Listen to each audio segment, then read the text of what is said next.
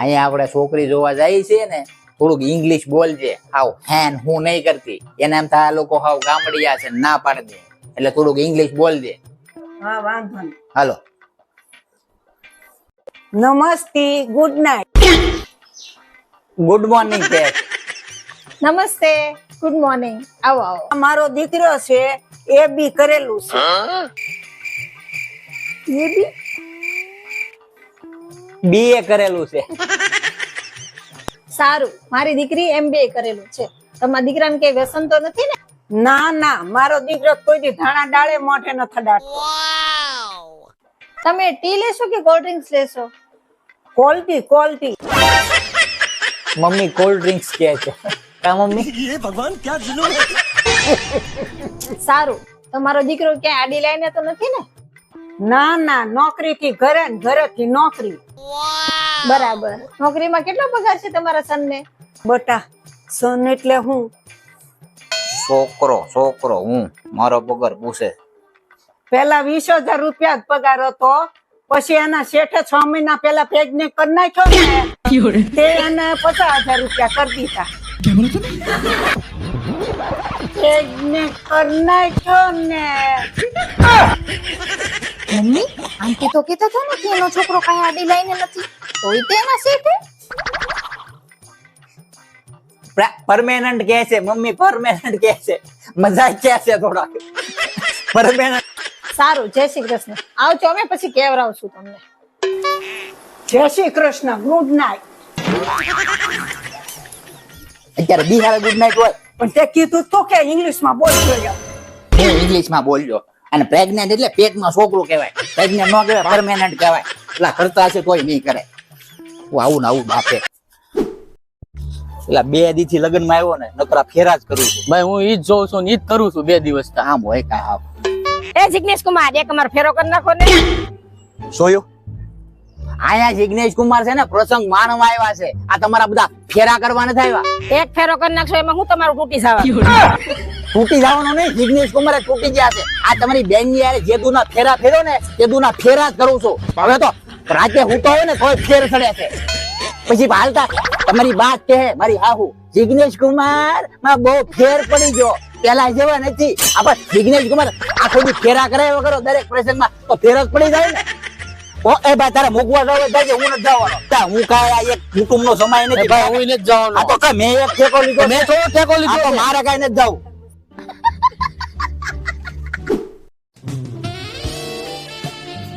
કેમ લાગ્યો બેટા તને છોકરો?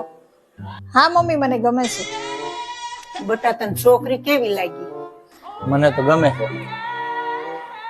બેન, છોકરા છોકરીને તો એકબીજાને ગમી ગયું છે. હવે આપણે મુદ્દાની વાત ઉપર આવીએ. તમારા ગામડે જમીન કેટલી છે? ના બેન, ગામડે જમીન તો નથી. બેન, તો આ શક પણ નહીં થાય. બટા, હવે મને એવું લાગે છે કે આ ભાવમાં તારો સંસાર નહીં બંધાય. મમ્મી, પેલા એ લોકો કે તમારે સુરતમાં મકાન છે તો આપણે ગામડે જમીન વેચીને સુરતમાં મકાન લીધું. હવે કે ગામડે જમીન છે. એક વાત કહું તમને, જો અમારા ગામડે જમીન અને સુરતમાં મકાન બેય હોત ને તો અમે માધુરી દીક્ષિત અને પ્રિયંકા ચોપડાને અમેરિકા નો ભણવા દે. આજ ઈ અમારા ગામડે ફરિયાદ કા કપા વીણતી હોય. મમ્મી, તારું ટેન્શન આજથી પૂરું. મારો સંસાર ગયો સુલામાં, હું જાઉં છું જુનાગઢ. માછી જય ગિરનારી. देखा आपने लापरवाही का नतीजा।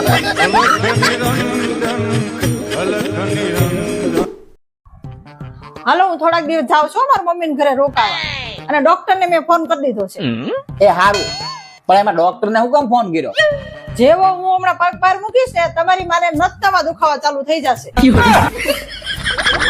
પ્યારી સમજ ગઈ.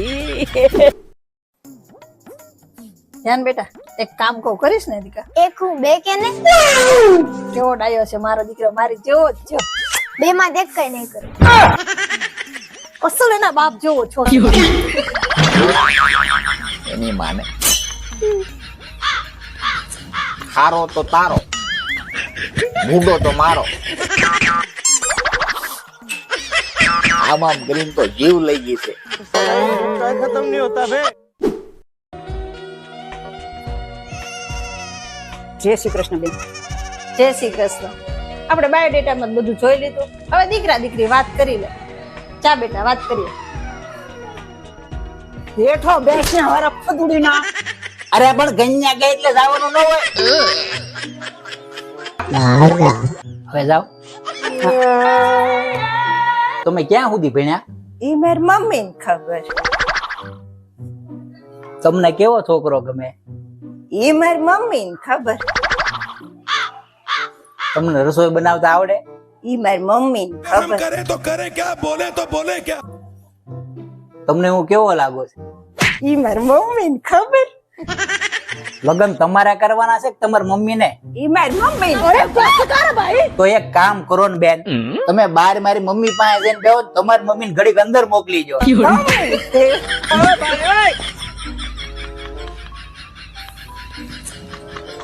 સાસુમાં તમને કઈ પૂછ્યું? તમે એ પણ હા, અમે ગાંધીના નયા ઘોડે આવ્યા બાયોડેટા તો. તમે બાયોડેટામાં હારું હારું લખો છો એટલે અમે ઘરે આવ્યા, ઘરે આવી ગયા. તમે જીવ લઈ ગયા છો. હાલ મમ્મી ઊભી થા. પણ બટા છોકરી ગમી. ઈ એની માને ખબર. હાલ ને છોકરી ગમી. સાસુ કહું મમ્મી ક્યારેક તો કોઈ મને ગમતી નથી. આવા નવા બાયોડેટા લઈને ઘોડી આવે તો. તારે એક કામમાં હારાવાટ ન હોય. શાકરી અમાય બુહડીઓ વાળી દીધો.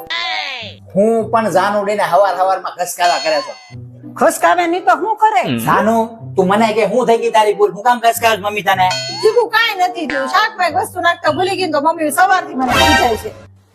જીવ લઈ ગઈ છો એની. આમના મેને અડધી કરી નાખી છે. એક વસ્તુ ન નાખી તો શું થઈ ગયું એમાં? તારી જાનું ના પૂછ. શાનું શાક કર્યું હું નાખતા ભૂલી ગઈ. જાનું શેનું શાક બનાવ્યું તું તે? દૂધીનું. તો એમાં તું હું કોથમરી નાખતા ભૂલી ગઈ કે મીઠું નાખતા ભૂલી ગઈ? કાંઈ નહીં, ખાલી દૂધ જ નાખતા ભૂલી ગઈ. कंट्रोल मजनू। તારી માં તારામાં બુદ્ધિ જ નાખવાનું ભૂલી ગઈ. अबे साले મારી માં. હાલ માં.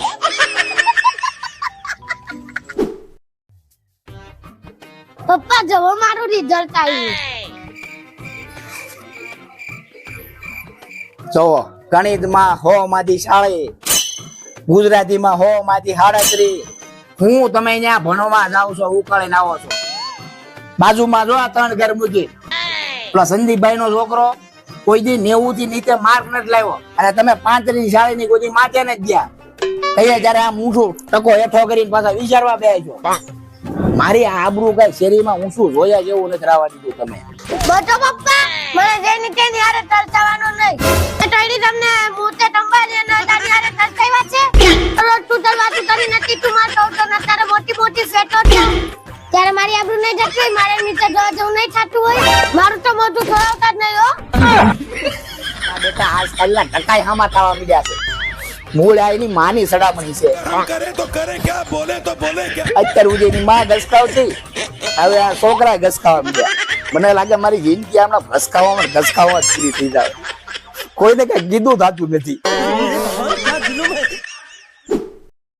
એ કઈ પોચો લપેટ.